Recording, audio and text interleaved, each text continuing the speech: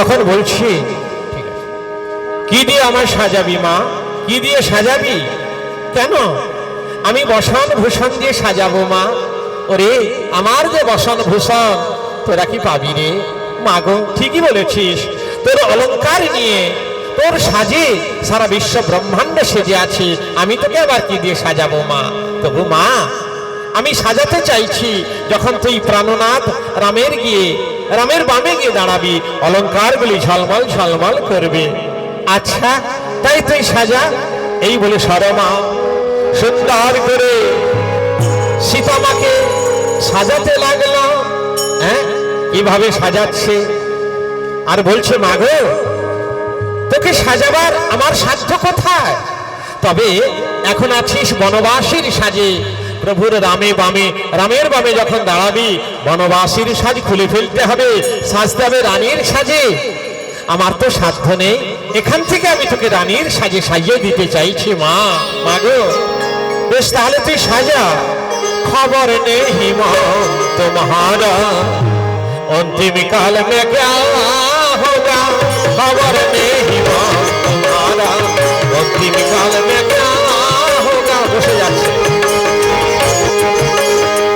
सीताराम नाम मत छाड़ियो जी, सीताराम नाम मत छाड़ियो जी, यही नाम तेरे हाथ में जाएगा, खबर नहीं हिम्मत तुम्हारा अंतिम काल में क्या होगा, खबर नहीं हिम्मत तुम्हारा।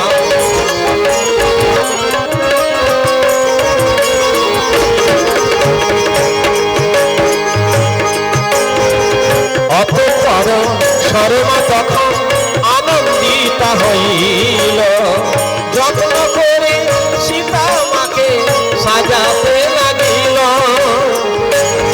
সুন্দর করে যত্ন করে সীতা মাকে সাজাচ্ছে।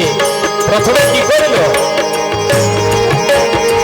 শীতল সলিল স্নান করাইল, শীতল সলিল স্নান করাইল,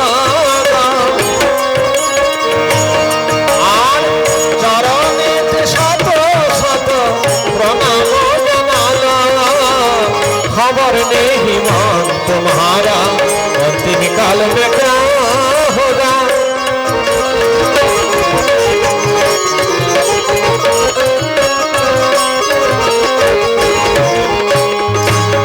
হাত দিল মায়ের তার স্বর্ণময়, সুবর্ণের কর্ণ ফুলে শোভে কর্ণদয়, খবর নেই হিমন্ত तुम्हारा अंतिम काल में क्या होगा, खबर नहीं। মা সুন্দর করে